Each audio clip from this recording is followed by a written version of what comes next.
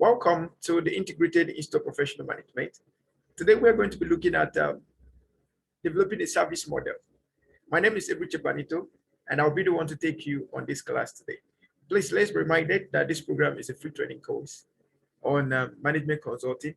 And should you wish to become a chartered management consultant by the Chartered Institute of Management Consultants USA, please feel free to use the description or the contact provided in the description box. All right, so should you have any question in course of this program, please feel free to use the comment section to drop your questions and we'll be there to answer you speedily. All right, so like I said, today we are going to be dealing with developing a service model. All right, so it will be good for us to appreciate what really a service model is. It is well known that one of the most difficult things to market to clients is services. And that makes it very, very dicey. And that makes it to us that we must have to build a very standard model, a very effective and efficient model that will help us deliver the services with maximum satisfaction while retaining our clients. So in this class, we're going to take all the time to deal with how to increase or how to build a service model that will increase customer satisfaction or client satisfaction and build customer loyalty or client loyalty. So let's get to it.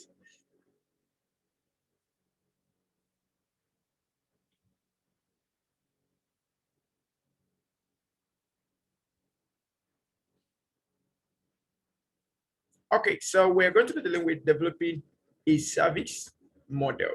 In the objective of this program, we're going to be looking at the component of a service concept, describing environment analysis for developing service model. Then we explain the service design, and then we look at delivery concept. Then we'll also explain the aspects to develop new services. Then we also explain the steps of service design process, explain what is meant by service blueprint, explain steps for developing service model. Then we'll also look at the elements of the service marketing mix. Then we explain relevance of brand positioning for consumers, explain how to measure brand equity of a product. Then we'll also describe the planning and branding of services. We'll also explain the components of a service marketing communication. Then we describe the role of the intermediaries and then explain pricing strategy for services, and then we look at the tips for effective service model planning and delivery. Now, if you're ready, then I am ready. So can we move on right now? Now, by introduction, let's use this case study and it will help us. We have Ozone Salon and Spa has been in business for the past 2 years. Ozone offers a range of services to its customers, such as a range of different massages, manicure and pedicure services, makeup and skincare services, and hairstyling services. Ozone's management has been worrying about its customers base not growing as much as they had anticipated in the last 3 years. Ozone knows that it offers the same kind of services that one of its biggest competitors, Sparkle Salon and Wellness Spa, offers to its customers. However, Ozone's management has found in the last 3 years that Sparkle's customer base has grown many times, whereas Ozone has been lagging behind. In order to find out the reason for their slow growth rate, Ozone's management carries out a strategy for collecting feedback from its customers. Each customer, after availing a service at Ozone, is asked to fill a feedback form before leaving. So after 6 months of extensive feedback received from the customers through the feedback forms, Ozone's management analyzed their findings. Ozone's management find from the analysis of the customers' feedback that most of them do like the variety of services that they offered by Ozone. However, a majority of the customers had complained about the attitude of the employees who were providing the services.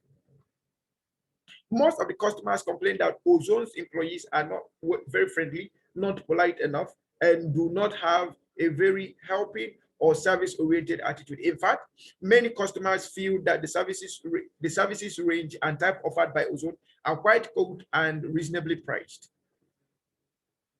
Ozone's management decided to work on this finding and improve the service culture of the organization. They understand that the service delivery involves a lot of aspects which make up the service delivery model. So having gone through this, it is important that we now take out the time to look at what developing a service delivery model or service model is all about.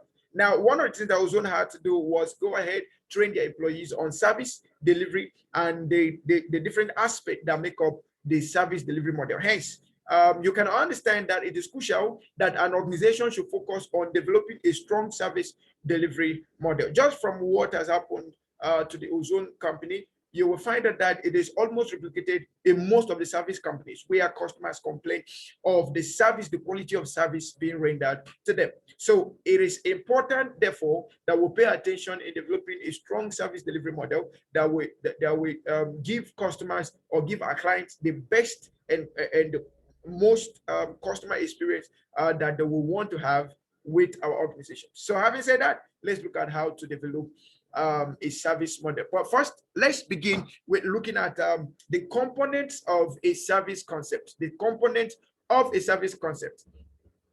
By looking at the components of a service concept, we have basically the customer orientation, the coordinated effort, the value-driven concept, and the goal-oriented concept. Now, when all of these are merged together, they give us what we call the service strategy. Now, the service strategy will become what is being replicated and then given to customers as what they should expect as to determine whether they are satisfied or not. Now, customer orientation, coordinated effort, value-driven, and goal-oriented. Now, if you take for the first one, customer orientation, if you really want your business to grow, if you really want your service business to grow, your service must be built around customer must be built around the customer. So your product needs to be customer centric. All right. It is a product that should be able to meet the need of the customer and solve that need. All right. Then the coordinated effort talks about all the activities, all the processes, all the operations that need to be carried out to ensure that this service is developed, this service is delivered to the customer. And even the after service review or feedback that we get from the customers, all of these coordinated efforts help in ensuring that customers have quality service delivered to them. Then you have the value driven. It is important for us to be reminded that every product needs to have some level of value proposition. And what really determines whether customers will pay or not and all of that will be based on the value they derive from the product. Apart from the fact that the product needs to be customer centric or the service needs to be customer centric, it also needs to carry enough value to compel the customer to be able to bring out his or her money to pay.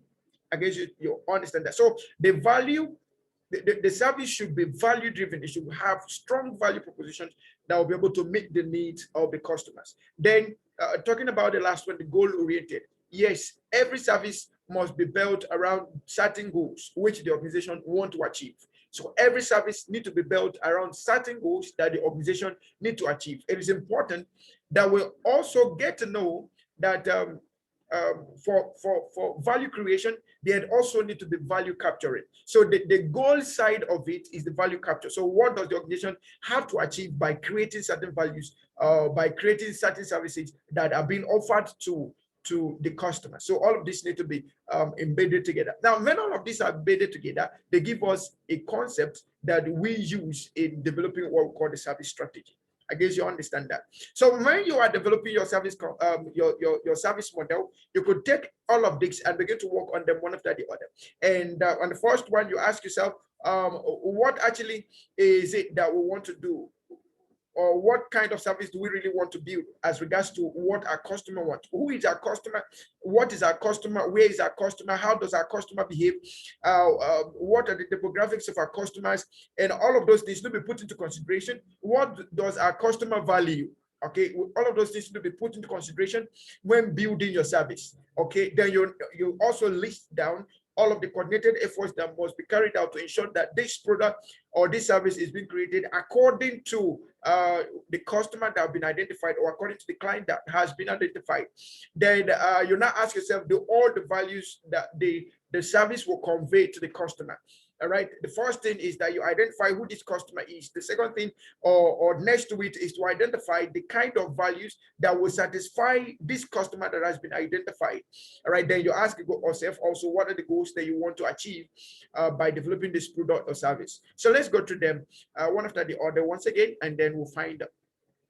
the true meaning to what these things actually mean. Now, for service orientation, one of the key components of the service concept is customer orientation. A service provider always determines the attributes and the needs of its customers. It then endeavors to take action in order to satisfy these needs of its customers. So everything we're doing as to customer orientation is to make sure that the service or the product we provided meets the needs of the customers. Okay. All right. Then the coordinated effort, the service provider must make coordinated effort to succeed. Hence, a company integrates all its plans and activities to maximize efficiency. So all of the operations, all of the activities, all of the tasks that need to be done, all of the projects that need to be done in a coordinated manner, such as to maximize efficiency, right?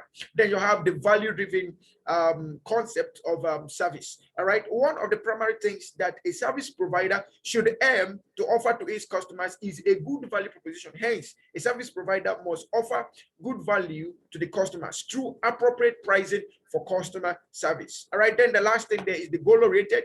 A service provider should always set goals and then use strategy to attain them.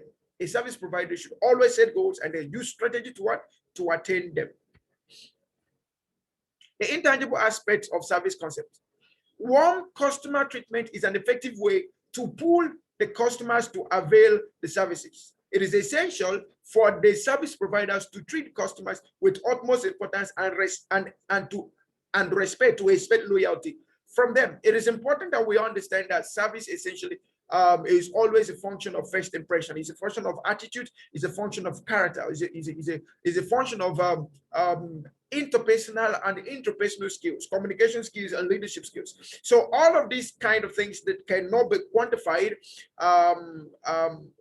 by tangible items will have to be quantified on the basis of satisfaction that the customer get by those behaviors, by those attitudes, by those leadership and communication skills we portray towards them. So all of those warm customer treatment gets to be an effective way to pull the customer to avail services. All right. So, and if we get to put up the right attitude, put up the right customer service or the right customer experience, customers get to have to stick to our services. And with that, we get to earn their respect, and or perhaps by giving them the actual respect, we get to earn their loyalty towards us. Following intangible aspects of service concept should be implemented to make your customers feel special and cared for.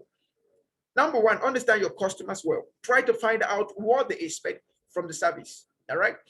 Don't just build the service. Just try to find out what they expect and then build what they expect into the service. It makes sales of services very easy. Remember, one of the key concepts of service is the customer-centric or customer orientation.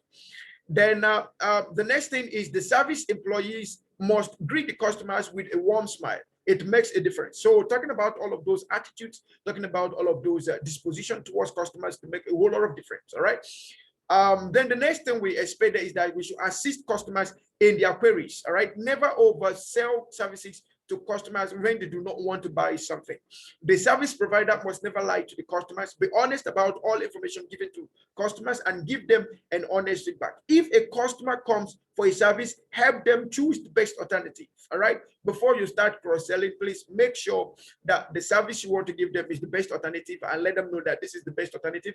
And I tell you, if they get to enjoy that as the best alternative, they get to keep coming back to your company to keep buying. But if they find out that you're trying to make more sales at their own detriment, they will definitely leave your organization.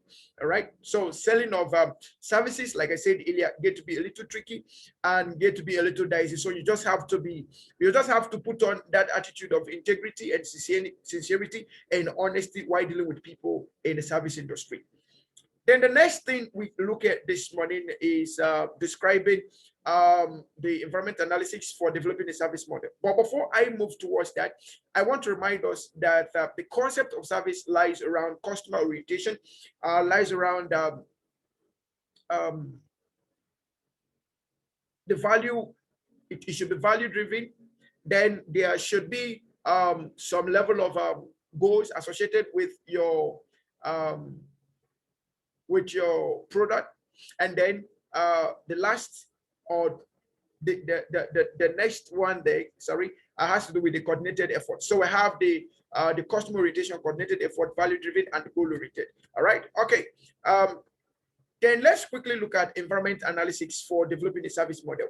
All right, anytime you hear of environment analysis or environmental analysis for developing a service model, it brings us to two dimensions. So I have the internal dimensions of service of environment or to environment, internal environment, or we have the external environment. Now, the internal environment has to do with the people within the organization, okay? Then the external dimension has to do with anything outside of the organization. So everything within the organization plays the role in the internal dimension, and everything outside of the organization plays the role in the external dimension. So when we are analyzing the environment for service model development, we are analyzing the things within our organization and the things without our organization that we can pull all together to be able to develop a quality service model. So let's look at what we have here. So we have the internal environment, we have the micro environment and the macro environment. So the internal environment deals with things like staffing, internal customers, office technology, wages, finance, and so on. The micro environment and the macro environment actually deal with the external environment, which can be classified into two categories of micro and macro environment. All right.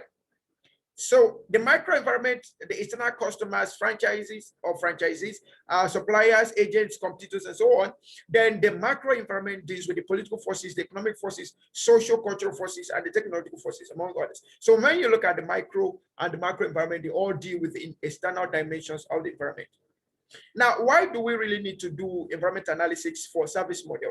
Environment analysis is an important element of developing a service model. It involves the internal and the external analysis of the environment. The organization consists of both external and internal factors. Environment must be scanned so as to determine development and forecast of factors that will influence organizational success. So if we really want to have organizational success, then we need to understand the environment so that we can build products or build services within the confines of our environment and be able to deliver those services to our clients within our environment. And please, it's important for us to know that when we say environment, we are not just confined to a location, all right? Environment is just looking at the kind of market that you really want to sell to, all right? So understanding the market that you want to sell to and the factors that affect that market is what we are looking at as the environment, all right? Okay, so environmental analysis refers to the possession and utilization of information about occasions, patterns, trends, and relationships within an organization's internal and external environment. It helps the organization to analyze the competitors as well as to decide the path of the service model. So environmental analysis has to do with possession or acquiring and utilizing information about occasions, about patterns, about trends and relationships within organizations' internal and external environment. Like I said earlier, this doesn't have to do with a particular location, right? But it has to do with understanding the environment in which your business is going to play. So understanding your industry, understanding your competitors, understanding your internal dimension also has a very long way to play in service model development and delivery. Environmental analysis must identify the threats and opportunities existing in the environment. So having to use models or having to use strategic tools as SWOT analysis and pest analysis will help us in identifying the threats and opportunities that exist within our environment. So while developing a service model, an organization must take advantage of the opportunities and minimize the threats. A threat for one organization or competitor may be opportunity for another. So we also need to understand that. So while we are using other companies' templates to build our service models, we also need to understand that every organization is unique. So not one size fits it all. All right. So we need to understand that what could be a strategy for company A that we are trying to adopt might not really be a strategy for us. And also having to understand that, okay, this company have their own uniqueness and we have our own uniqueness. Our uniqueness will be derived from the skills, the experiences, the staff strength, and all of the things that are more of within us. All right. So that will help us in identifying our own threats and identifying our own opportunities. All right. So what are the objectives of environmental analysis for service model? The main objectives are to predict and forecast organizational demand and supply, then to study the market, to formulate strategy to increase the market share, and to study the market trend and patterns. Also, to understand the current service strategy, strengths and weaknesses of own and a competitor, which can suggest opportunities and threats to improve. To study forthcoming trends in the industry to develop strategy for organizational growth. When an organization wants to plan for service diversification and expansion plan, then it is important we analyze the environment. Then also to gain an insight into future service strategies, which may help in predicting upcoming threats and opportunities. Then how do we conduct environmental analysis? Like I said earlier, we have the internal dimension and the external dimension of analysis of the environment. So let's look at what both says, what each of them says.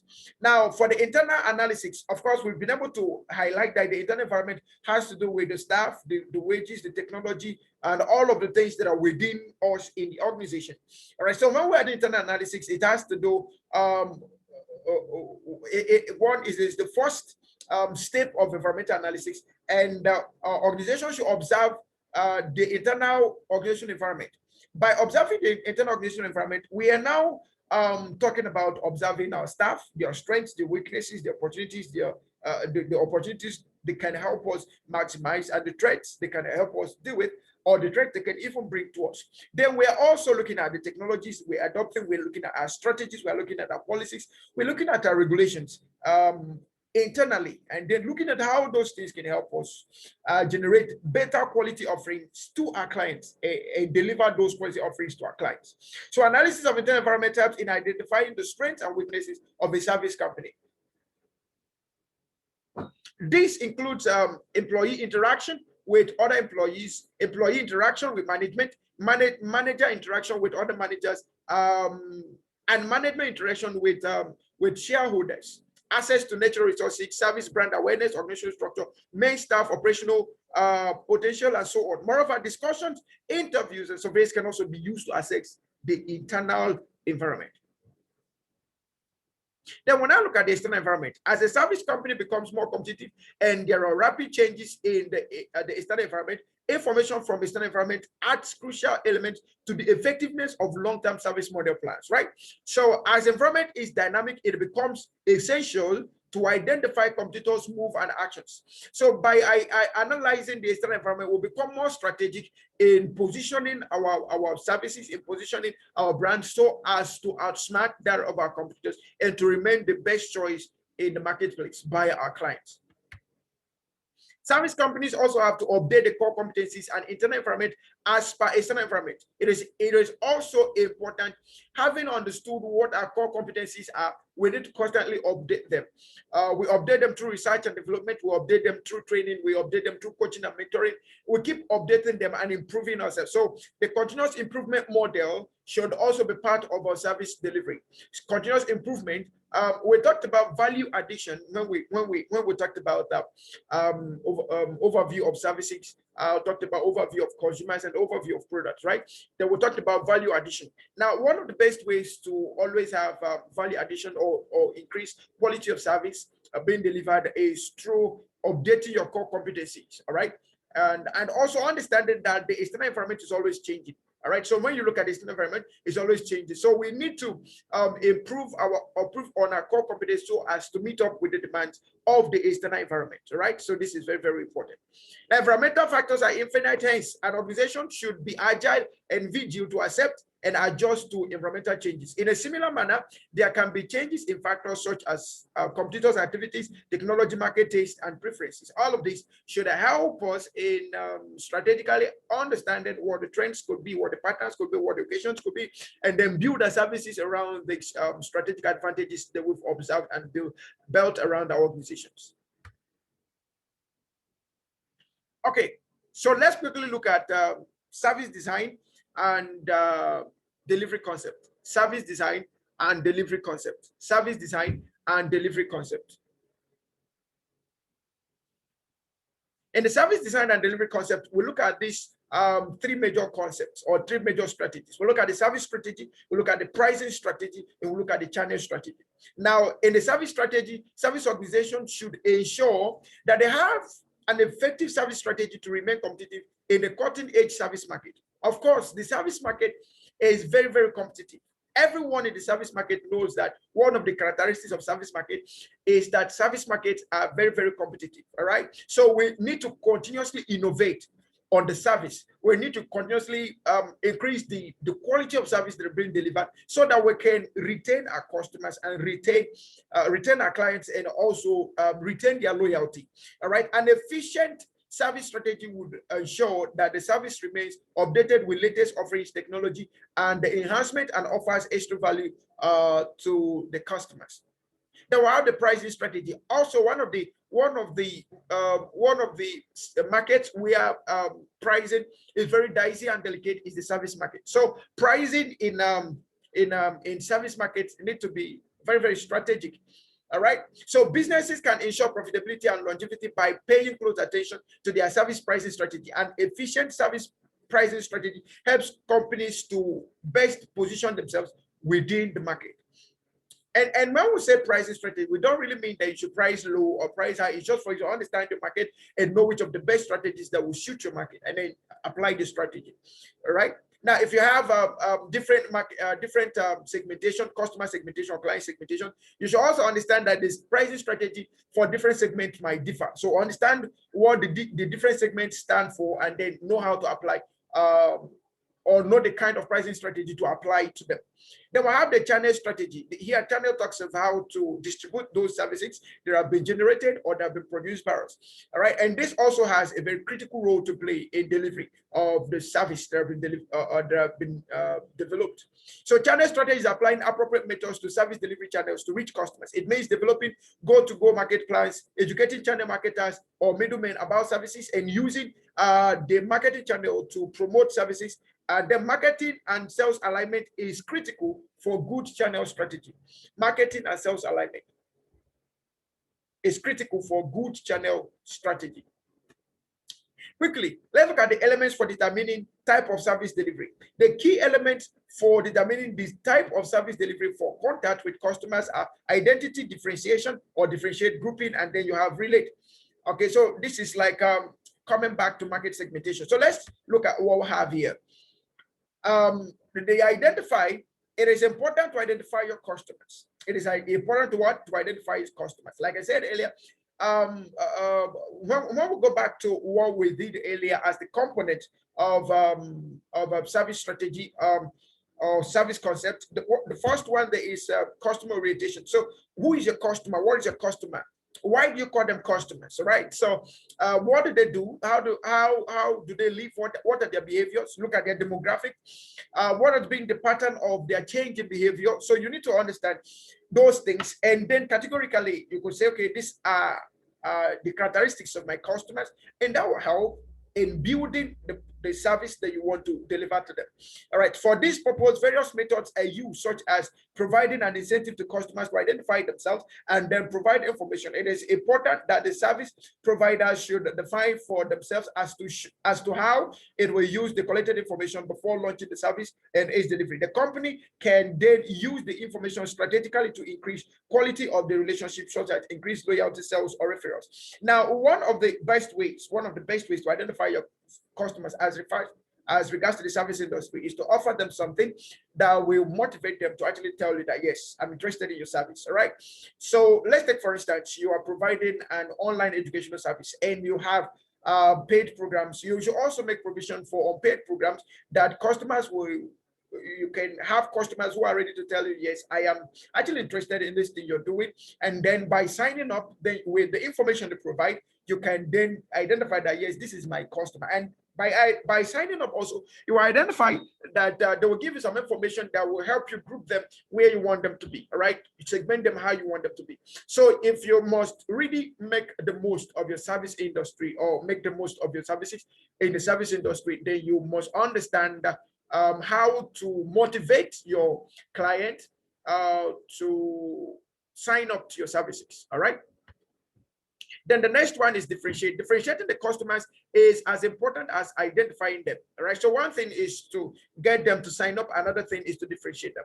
So if you have issue differentiating them appropriately or differentiating them as it's supposed to be, you will lose those customers because you might end up serving same product to customers with different tastes and with different perspectives to your product or to your service. So importantly, we need to understand how differentiation works, and then as they come in, we should be able to differentiate them. And we could also use automated tools to be able to differentiate them so that we don't put ourselves in some level of strenuous work that will get us worked out. So you could use automated tools to help you differentiate your customers, and then by differentiating them, it's easy to know what kind of messages, what kind of text, what kind of calls you place to each of those people in different groups, with different perspectives, with different behaviors, different attributes, and that will help. A company must differentiate the value that a particular customer holds for a service company. It is crucial that a company differentiates between its most profitable customers who provide the highest lifetime value and those with the best growth opportunity who offer the most unrealized future value. All right, so it is also vital that the customer should be differentiated on the basis of their needs and desired service level and the preferred contact method.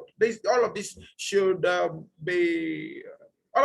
be highlighted when you are identifying them. All right, all of this should be highlighted when you are identifying them so that you can have them always on your customer database. Then you have the grouping. It is also vital to make groups and define buckets of similar customers to make tailored action possible. It is important to profile each segment and define key elements to help enhance the relationship, such as for more loyalty, more share of wallet, more referrals, more positive word of mouth. All right. So apart from the fact that you've identified these customers, you've differentiated them to know possibly what kind of service they want, how they want to be contacted, how frequently they want to be contacted, and all of that is also good. And also having differentiated them on the ones that provide the best return, as it were, and the ones that could possibly provide maybe a long-term value. Okay, so you now get to group these people. You group them according to what you have profiled them. Like, okay, so who are those that are going for more frequent information? You put that one place. Who are those that are much more interested in such service? You group that one side. Who are those that are interested in this? Just group them according to the findings you've made through your identification and differentiation process. Then the next one is relating, or what we now call relationship, customer relationship or client relationship. A key element of service and service delivery type is to relate to the customer. It is important that a service should cater to individual needs. A service company can build relationship by using its knowledge of the customer to alter the way it treats the customer. So relationship is very, very important. Management of relationship is very, very important. If you really want your service company to advance, then you must pay attention on building quality relationship and facilitating quality relationship, and then servicing quality relationship. That's very, very important and key. All right, so far so good. We've been able to look at the components of a service concept. We looked at environmental analysis for service, developing a service model. We've looked at service design and delivery concept. And I know you've learned something so far. So if you've learned something so far, why not put up some comments in the comment section and tell us a little of what you've learned so far, from the first to the second to the third that we've learned, before we delve into explaining the aspects to develop new service model. So let's see from the comment section what you've learned so far. All right. Okay. So while you are dealing with that, let's quickly look at the aspects to developing new services. One of the most prominent ways to keep advancing and keep remaining relevant in our companies and remaining relevant in our industry, service industry especially, is to continuously innovate on products, innovate on services, develop new products, improve on existing ones. So let's look at how to now develop new services. How do we develop new services? How do we develop new services? So while developing the right kind of new services, you must take into consideration the following aspects. The new service achieves new service achieves service objectives. The new service that must be developed must do what? Achieve service objective. New service meet customer needs. Very, very important. New service is balanced and consistent. So it's not something you're going to do like a one-time thing. You're going to ensure that you provide those things consistently to your clients, right? Then also new service creates a competitive advantage. Very, very important. Then new service matches existing resources. All of this need to be considered. Now, quickly, let's take a look at a real-time example to understand the need for new service to be introduced to the service industry. Spectra Supermarkets is a leading chain of supermarket that is spread across the country. Spectra Supermarkets has exclusive large stores that are stocked with all kinds of groceries, beverages, clothing, and processed foods. Due to the wide variety of things that are available at the Spectra, it enjoys a large customer base. At any time of the day, the Spectra stores are teeming with a large number of customers who walk into the stores to buy various stuff for their needs.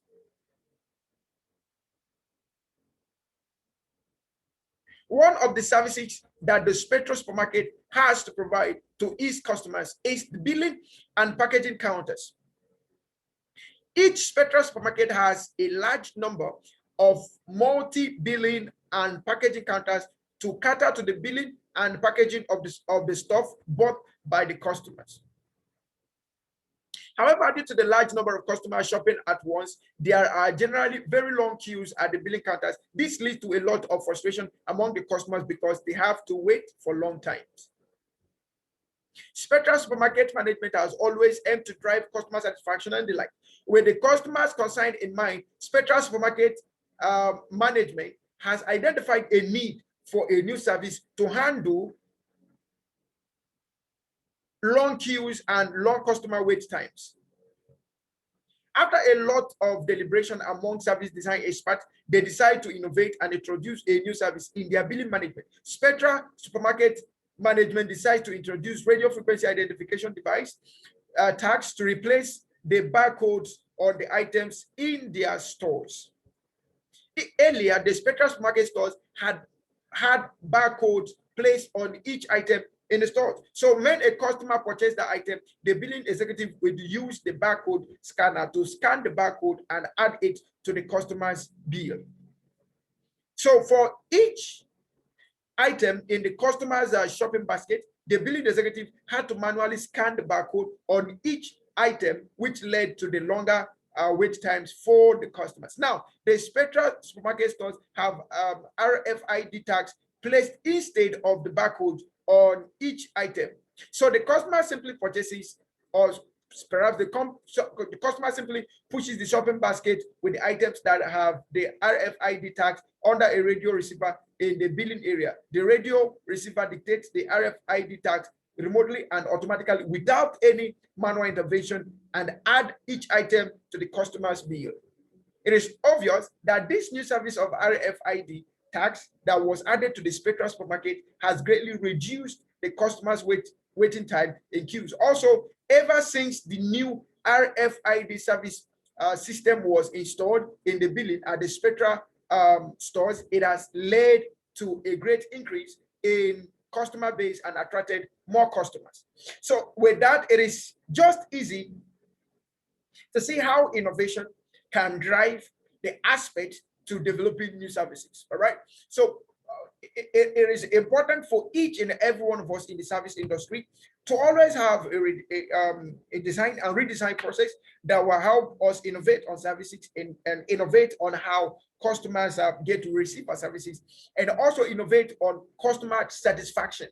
All right. These are very, very important. All right.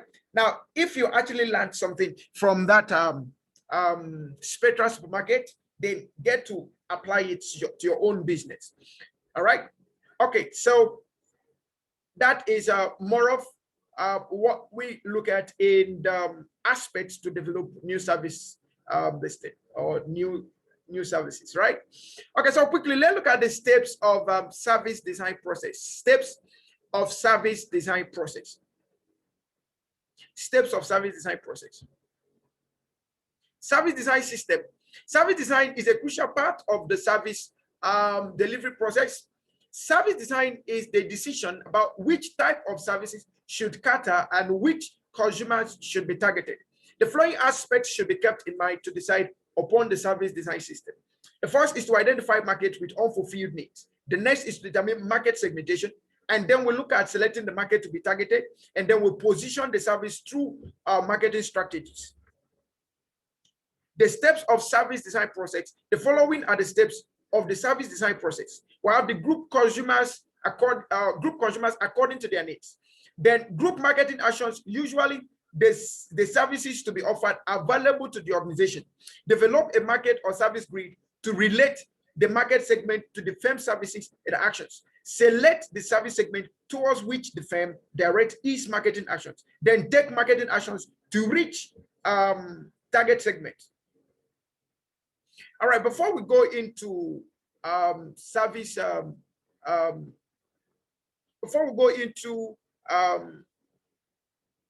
service blueprinting, let's just take some few minutes, just 15 seconds break, and then we'll be back. All right, welcome back. We are continuing with service blueprinting. Okay, so we've looked at explain the components of the service concept, the analysis of the environment for developing the service model. We've looked at designing the service design and delivery concept. We look at the aspects to develop a new service, look at the steps of service design. So let's look at service blueprinting. What does it entail? What does service blueprinting entail? So what is meant by service blueprinting? Service blueprinting is a method used to design a service delivery system by conceptualizing on paper. It helps in creating a visual picture of the service process or processes and provide an overview of the overall service system. This detailed visual layout of the service helps everyone involved in delivering the service understand their role and ensure that the user has smooth and satisfying service encounter. So when we talk about service blueprinting, it's like designing the whole architecture of the service and then understanding the structure of how the service will be delivered to the customer. And this goes a long way in helping. So it's not just visualize service through thoughts, but also visualize them on paper, writing them down, pinning them down, and then using them effectively as they are ought to. It shows a visual representation of the entire flow of the service system, including the user's journey from start to the end of receiving the service, the different touch points and channels, and the frontline and backstage employees that are a part of providing the service to make the service ecosystem work. What are the elements of a service blueprint? The elements that will have are the physical evidence, customers' actions, frontline or visible contacts, the backstage or invisible contact, then we'll have the support process. So let's look at what each one tried to say. The physical evidence, elements of the service system that the customer will see and experience. That's the physical evidence. Then you have the customer actions or the point of interaction. These are the interaction points that are initiated by customers and interact with the service provider or the hotel or any other service provider as part of the service delivery process. Then you have the front line of visible contact, employee actions or the point of visibility. These are the points where customers have a face-to-face service encounter with the frontline contact employee of the service provider. Then you have the next one on the backstage or the invisible contact. Employees have so we have the backstage and invisible contact. Employee actions, that's the point of internal interactions. These are the points where customers receive a service without a face-to-face interaction with an invisible contact or backstage employee of the service provider. Then we'll have the support processes. These are the support activities that are performed by the invisible backstage or non-contact employees in order to deliver services. So let's quickly look at another real-life example to understand service blueprint. Matthew Smith has just ventured into the hotel industry. Matthew Smith wants to start a new hotel Smith's Hotel in a main commercial area. Matthew already owns the land where he wants to build the hotel. He knows that a hotel has to provide not only tangible benefits to the customers, but also great service experience. For this purpose, Matthew has hired John Watson, a service design expert, to develop a service blueprint for his hotel. Let's understand what John develops as a service blueprint for Smith's Hotel. The physical evidence. These are the elements which customers will see and experience at the hotel. Some of the elements that are included are parking space, reception area, signage or directions, room space, elevators, room decor, room amenities, cart for bags, and then overall hotel decor. These are the physical evidences. So these are still the same physical evidences. You have the parking area, you have sign directions, cart for bags, elevators, reception. Then customer actions or points of interaction. These are the interaction points that are initiated by customers and interact with the service provider as part of the service delivery process. Some of the elements that are included are customer arrival at the hotel, customer inquiry at reception, customer handing bags to employees, and then customer check-in, customer booking cab services, customer ordering room delivery, customer shopping at hotel store. So that's exactly the same thing that is represented here in a blueprint. Okay. They have the front line of visible contact, employee actions, point of visibility. These are the points where customers have face-to-face service encounter with the frontline contact employee at the hotel. Some of the elements are receptionist welcoming customer, receptionist sharing information about rooms and services to customer. Then you have hotel person delivering food to rooms. The hotel bell person taking bags to rooms. They have receptionists helping customer check-ins. They have the blueprint also described there. So you have first greet, you have information given, take backs, and then process registration. Then you have the backstage invisible contact, where employee actions, point of internal interactions play. These are the points where customers receive a service without a face-to-face interaction with an invisible contact or backstage employee at the hotel. Some of the elements that are included are customer interaction with hotel executive receiving the room delivery calls in the kitchen. So bell person keeping bags in the room and customer receiving a wake-up call. All right. So this is how the blueprint will look like. Take bags to the room and call in the kitchen. The support processes. These are the support activities that are performed by invisible backstage or non-contact employees at the hotel in order to deliver service to the customer. Some of the elements that are included are the food preparation team, housekeeping team, registration system, and the laundry team. So this is how the blueprint will look like. Room availability to registration system and then food preparation. So if you look at the complete blueprint of what they want to achieve in the organization, you could have everything from beginning to the end. So you can see the first area of physical evidence, the customer actions, visible contact, and the invisible contact. Then you go down to the support process. So you see how each of them interact and how they play a crucial role in the general hotel management or the general service provided by the hotel. All right. Okay. So while developing your blueprint, you can also use this kind of case study to also build your own for your own product or perhaps your own service. A quick one, which of the following is not an element of service blueprint? You have customer actions, service price, support processes, physical evidences. All right, so let's have your answer in the content or perhaps the comment section. Let's have your answer in the comment section. All right, so while we deal with that, we will take a little break and then we will return. So I trust you guessed right which one is the answer. So quickly, let's continue. Let's quickly look at the steps for developing service model. What are the steps for developing service model? What are the steps for developing service model? There are various variables that service providers have to take into account while making decisions regarding the operation of their service business. These elements will include things like service design and delivery, customer service considerations, service offering variants, and then they consider locations, consider marketing communication mix, and then pricing strategy, then the target marketing and positioning. All of these need to be considered. So let's take all of these considerations that we have. We have the nature of service. Different types of services require different types of service model. In case of a service company selling services, advertisement is considered to be most apt because services are intangible and delivered as per decided standards. Then type of market.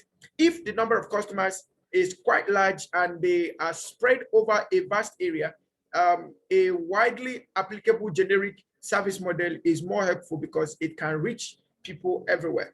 Then as regards to budget, funds available for place promotion and marketing also decide the service model to be developed. Thus, budget is a deciding factor for developing the service model. Then we'll also look at the stage of business life cycle. We'll also look at the push and pull strategy as part of the things that will be considered. So the stage of the business life cycle, the right service model for your business company, for your service company depends upon the stage of company in the business life cycle. Initially, heavy expenditure on advertisement is followed by personal selling and sales promotion. At the majority stage, competition is more intense. Then for push and pull strategy, for a service company, it is most beneficial to use the pull strategy. When the service company uses the pull strategy, it refers to policy to strive to build consumer demand,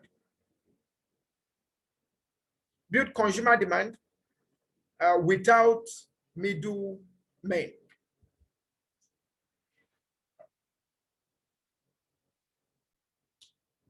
A beautiful tip that we should consider is almost all businesses, whether manufacturing or a service business, do deliver some kind of service to its customers. Hence, it can be easily said that any business without customers is in the people's business. Hence, it can be easily said that any business without customers is in the people's business. That's people in quotes. I guess you understand what that means. Now, developing a service model to drive value, you can analyze your services and customer feedback to understand and find out which customer value driver do they consider most important. Based on your consumer feedback studies, you can then modify your service model and delivery strategies and service offering to foster the following 4 key value drivers. You have value for time, value for attention, value in life, and value of access. Now, value for time, deliver just in time, provide time enrichment, and then minimize your share of my time. Value for attention, reduce surplus and uncertainty, manage choice, overcome confusion. Value in life, provide complete solution and represent my interest, deliver experiences, help outsource, then optimize currency, be a trusted partner. Then value of access, manage privacy and security, act as information filter, manage context and permissions, value for personal data, and reward loyalty. Support systems in service model planning and delivery. The following are some of the support systems that are used for planning of a service model and service delivery. We have the electronic data interchange, that's the EDI. Then we have the radio frequency identification, RFID. You have the enterprise source planning, ERP. And you have the transaction processing system, TPS. And then you have the customer relationship management or client relationship management, which is CRM. You also have the decision support system, DSS. You have the database management. You have the data warehousing and mining. You have the e-commerce or e-trailing. And then you have the intranet and Ethernet. Now, what are the steps for developing service model? The overall service model plan helps to guide the functioning and operation of a service company. And with the overall service model plan that helps to guide the functioning and operation of a service company is known as the service model. Hence, A service model influences the service company's service activities and its responses to customers' needs, as well as market forces such as competition and economy. The following are the steps for developing a service model. Number one, define the type of service in terms of service offered, as well as the company's specific orientation towards a service culture. Number two, determine and set long-term and short-term objectives for sales and profit, market share, service brand image, and so on. Number three, identify and determine the specific target customer group or market on the basis of customer characteristics such as gender, income level, age group, and so on, as well as based on your needs such as specific service preferences. Then the next is to create an overall long-run service model plan that gives general direction to the service company, its service offering, and its employees. Then plan and implement an integrated strategy to achieve service objectives, defining and including all factors such as location, transportation, service variants, advertising, display, and pricing. Then evaluate performance continuously and regularly. Also, make sure to rectify and correct any weakness of any weakness or problems when observed. Let's look at predictive analysis for service models. Strategic managers must not only recognize the present state of the condition of the service business and their industry, but also be able to predict its future positions. We've already said that service businesses need to be agile and keep and be vigilant on changes and change management. So while conducting a predictive analysis, three correlated environments should be studied and analyzed, which are industry environment, national environment, and macro environment. So let's look at each of them and see what they mean. The immediate or industry environment. Examining the industry environment needs an appraisal of the competitive structure of the organization's industry, including the competitive position of a particular organization and its main rivals in future. Also, an assessment of the nature, stage, dynamics, and history of the industry is essential. It also implies evaluating the effect of globalization on competition within the industry in future.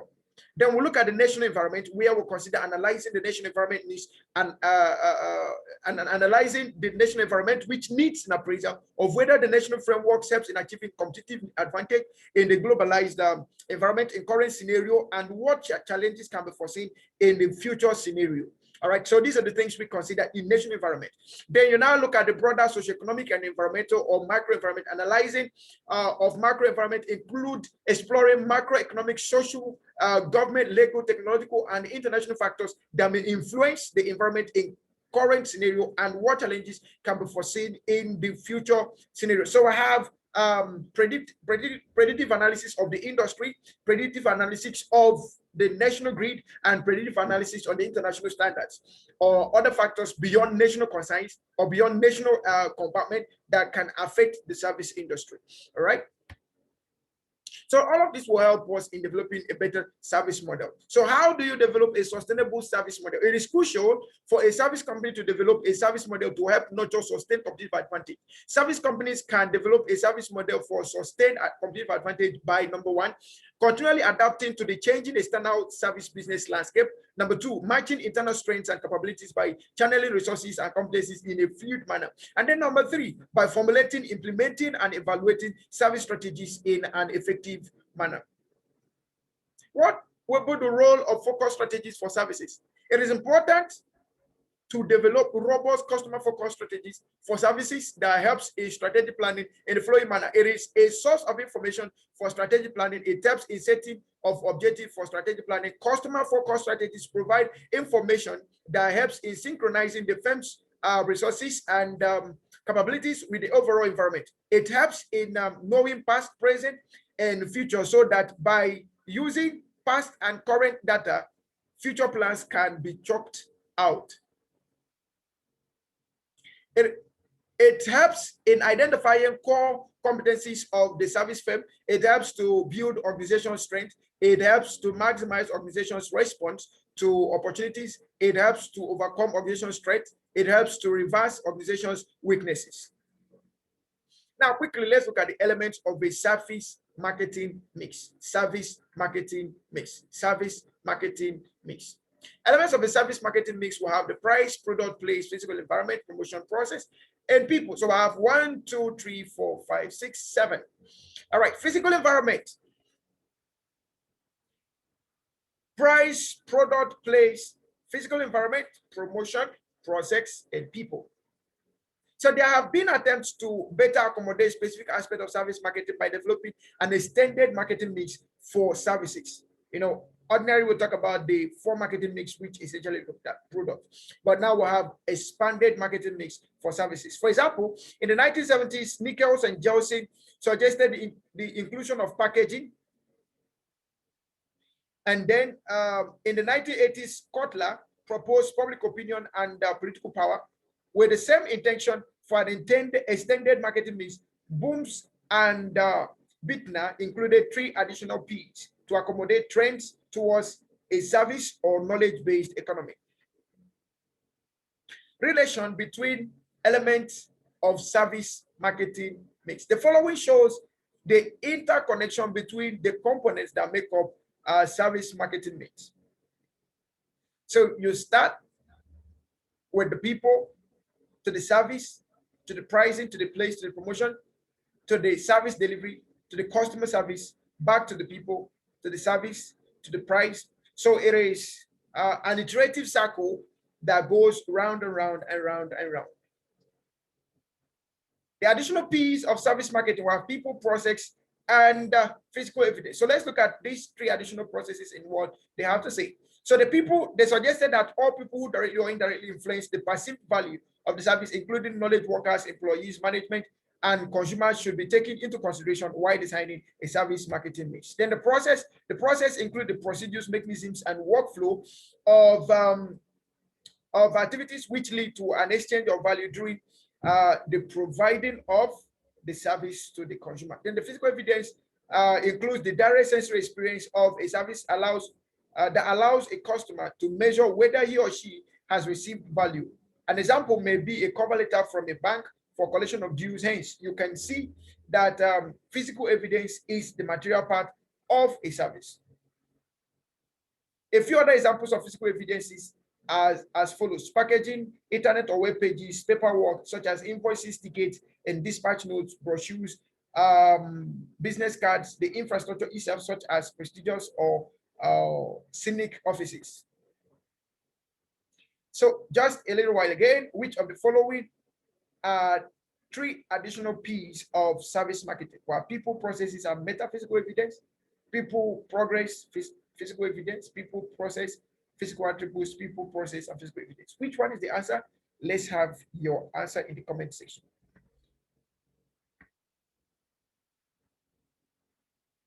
Quickly, let's look at the relevance of brand positioning for consumers. Now, in case you've not taken the class on brand management, please, we suggest you check through the channel and find the class on brand management, as this will also help you in understanding better of what brand is all about. Importance of brand positioning service. Brand positioning has become an important driver of growth for any service organization and its services. The main reason consumers flock to some service providers and ignore others is that behind each brand positioning stands an unspoken promise of value. A service brand is a promise that the service will perform as per customers' expectation.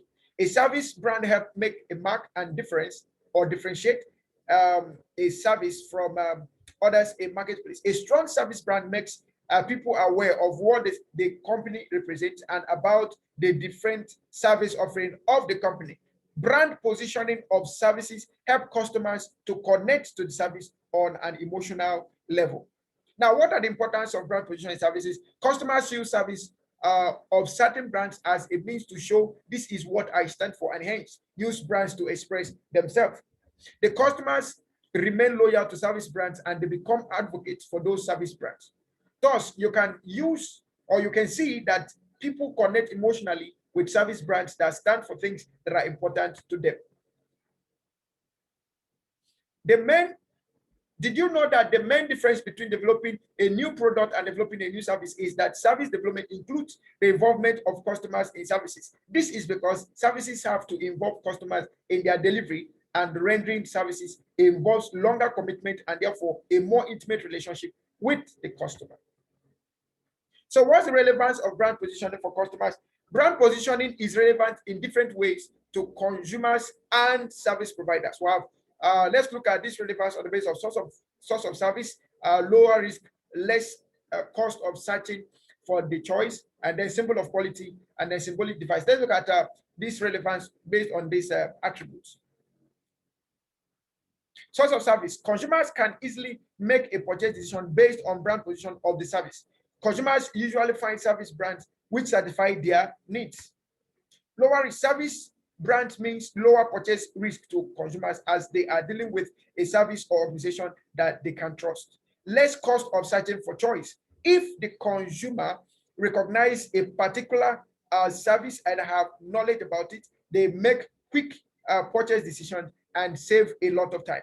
Also, they save they save search cost for searching for a service provider. Symbol of quality. Consumers see service brand as symbol of quality and remain committed and loyal to a service provider as long as they believe that the service brand will continue meeting their expectations and perform in the desired manner consistently. Symbolic device. Service brands play a significant role in signifying certain certain service features to consumers.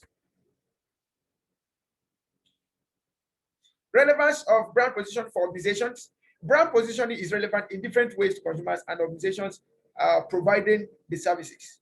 So we have relevance on the basis of means of competitive advantage, legal protection of services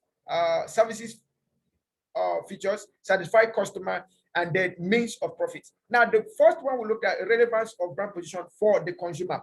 Then this one is relevant of brand position for the organization. All right, so let's look at what each tried to say to the business. Now, by means of competitive advantage, which means a brand helps the firm to provide consistently a unique set of characteristics, advantages, and services to the buyers or to the consumers. Legal protection here means that brands help to protect the unique feature and traits of service offerings by legal copyrights. Then we have the satisfied customer here represents that brand represent values, ideas, and even personality, and hence lead to an assortment of memories in customers' mind, and hence satisfied customers. The means of profit here means that services or service brands form the basis of purchase decisions among customers or consumers, and thus are the means of financial profit. So customers definitely buy brands. All right, so let's quickly look at how to measure brand equity of a service. How to measure brand equity of a service. Brand equity is the value, both tangible and intangible, that a brand adds to a service. The added value a brand name identity brings to a service beyond the functional benefits provided. The concept of brand equity is measured in two terms. We have the customer base and we have the market base. Now, for the customer base brand equity of service focuses exclusively on the relationship customers have with the service brand. On the market base brand equity of a service aims at producing measures in dollars or euros or yen or other currencies. You can see that when a service becomes a brand, it is said to have equity. Brand equity is the premium a service brand can command in the market, or the difference between the perceived value and the intrinsic value. Brand equity of a service can be thought of as the added value endowed to the service in thoughts, words, in actions of consumers. There are many different ways that this added value can be created for a service. Therefore, it is important that brand equity of a service should be nourished and replenished. Brand positioning as a service marketing strategy. The following key points provide some strategic brand management guidelines that should be adopted when developing and implementing a brand positioning strategy for a service. The first is to establish and maintain the brand. It is necessary that for establishing and maintaining a service brand, a holistic approach or an overall brand strategy is being used. Then the second is maintain consistency between strategy and goals. The service brand strategy should be in line with the overall business goals of the organization. Then you have select proper franchise partners.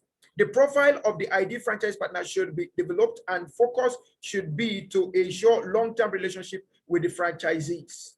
They also look at maximizing strategic advantage of the brand, which is important that the service organization focus on maximizing the leverage of the service brand. Then deciding about franchise agreement, the decision of whether the franchise agreement should be exclusive or non-exclusive will have important implication for all of the consumers. Then also enforce key provisions through agreement. Enforcing various important concerns such as quality control standards and reporting standards can be done through properly charted out agreements. They will have affixed services. An effective strategy of brand management is to ensure that the service brand is associated to the most popular services offered by the service organization. Then you have the integrate brand management strategy into service development and delivery activities. It is important that the service organization actively integrate brand strategy into the service development and delivery activities by using a clear and proactive brand positioning strategy. Okay, so we will quickly look at the planning and branding of services. Quickly, let's look at planning and branding of services. So we are looking at describing the planning and branding of services. Planning and branding of services. Planning and branding of services. So we have the service concept, service strategies, service brand positioning. Then we have service and delivery effectiveness. The service concept here is with the desired perception or association that the service company wants its target customers to have for a firm and or its services.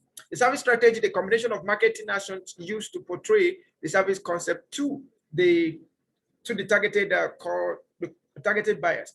The service brand positioning, the positioning of the brand by the buyers in the market target.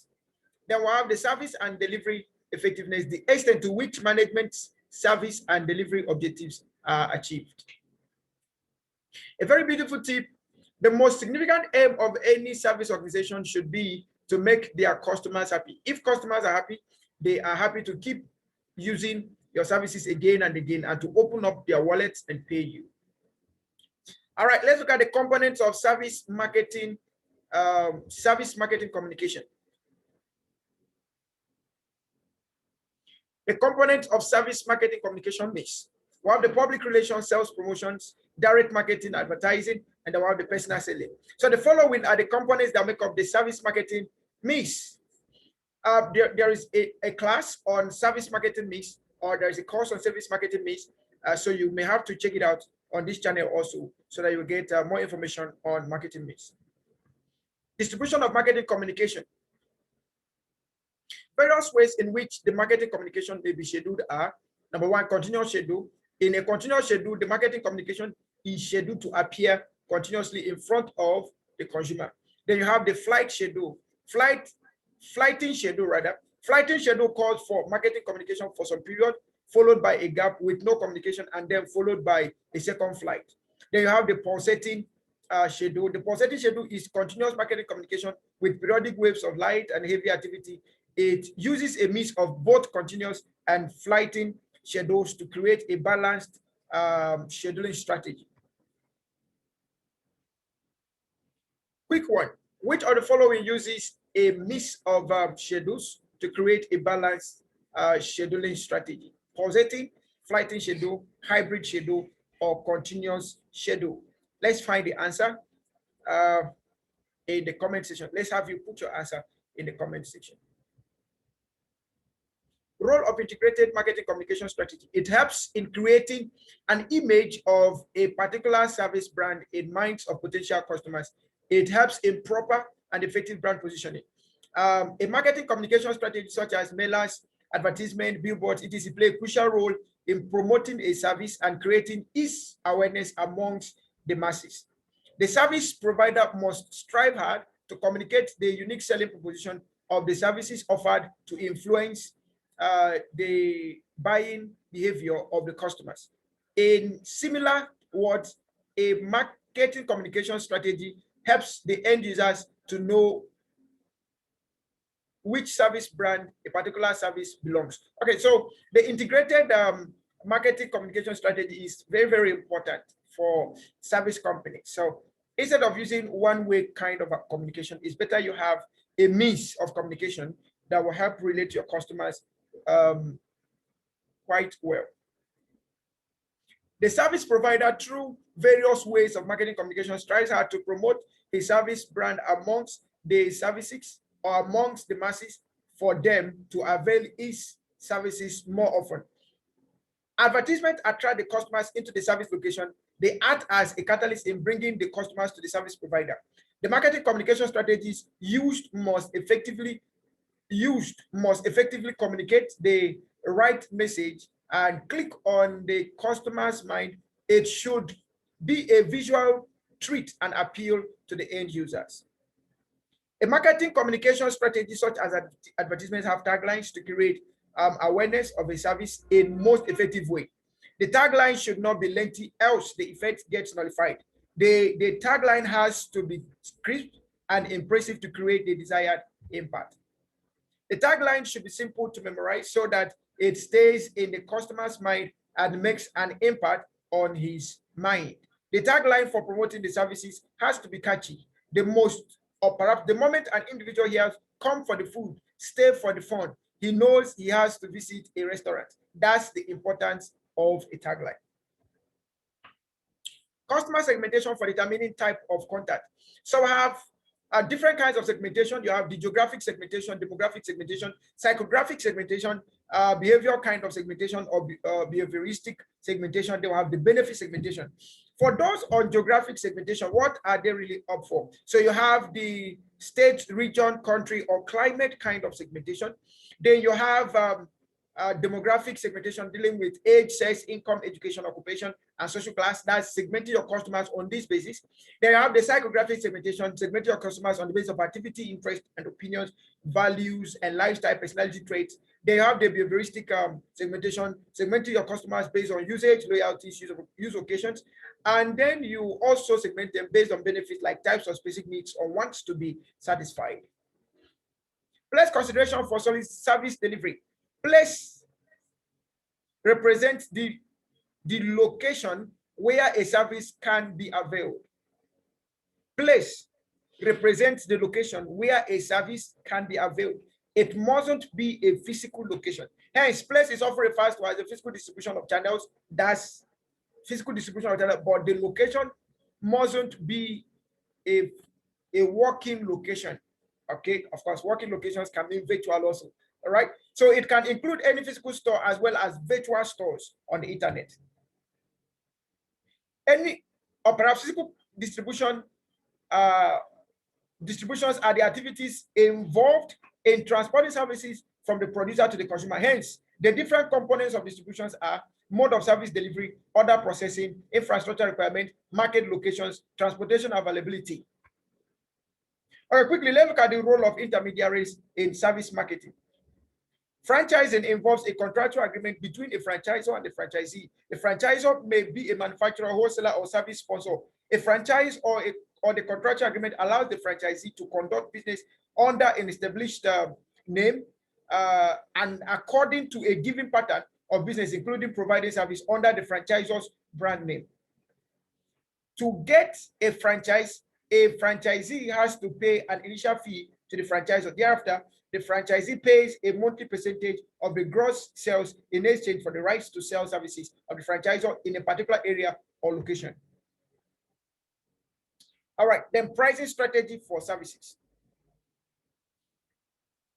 The price is the amount a customer pays for the services. Price is independent on a number of factors, or perhaps price is dependent rather on a number of factors. Some of the factors are the market share, competition, material cost, service identity, customers' perceived value of the service. Different kinds of pricing of services. We have list price, discounts and allowances, payment periods, credit terms, and let's look at each of them and what they have to say. The list price is regularly quoted to the customers before applying discount. List prices are usually the prices printed on service offering list, invoices, brochures, catalogs, and so on. Discounts and allowances are reductions to a basic price of the offered services. Payment period, the payment period is the stipulation by a business as to when it should be paid for the services rendered, such as cash on order, payment on delivery, or within a particular number of days of the invoice date. Credit terms. A credit term is a financial mechanism in which an arrangement for deferred payment for services is made available. This arrangement is made available in exchange for a charge or a fee. Now, let's quickly look at pricing strategy. We'll still look at strategic pricing where we'll have to consider all of these things all over again. Then we'll have the cost-based approach, competition-based approach, and the value-based approach. So let's look at each of them in detail. Cost-based approach is the simplest method of pricing. In this method, the companies add a certain percentage of profit to the total cost of the service. The total cost of the service is calculated after taking all types of costs into consideration, as well as labor and time. Why following this approach? No other factor, example, price of substitute goods, nature of demand, are considered. Then we have the competition-based approach. Companies follow any of the following three approaches. It can be price in line, where prices fixed are nearly equal to the price of the close alternatives. Then we have market plus, where prices fixed that are more than the price of the existing substitute. Then you have market minus, prices fixed and lower than the market price. Then you have business use market minus approach, which is to grab larger market share or to make a new service more popular.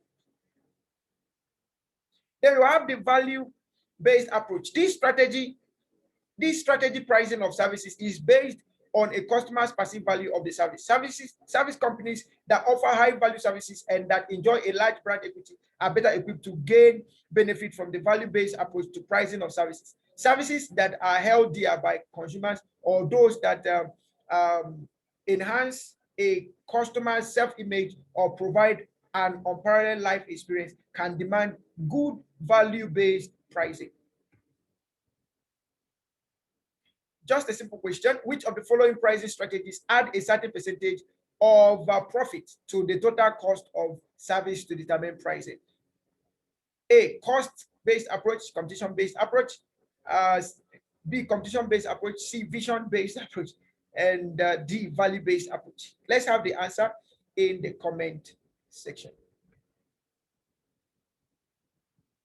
Now, finally, let's look at the tips for effective service model planning. The following are a few tips for effective service model planning and delivery. Number one, always aim for growth-oriented service objectives.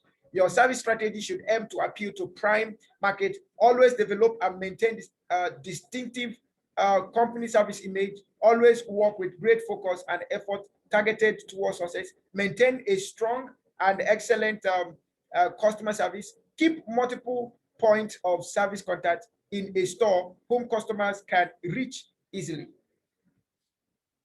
Develop and maintain good inter-employee relations. Maintain a strict commitment to technology. Continuously monitor performance and improve on your own set service standards. Always have community involvement and contribute to society. Aim at innovating new services, idea, and service concepts to please customers. Okay, a little practice question. Let us now practice all that we've learned about developing a service model. Try and remember any service that you recently experienced as a customer. Based on your service encounter, answer the following questions. What service did you avail? What was good about the service encounter? What would be improved about the service encounter? Which employees were involved to provide the service? Now, a little case study. You could provide the answers of this in the comment section.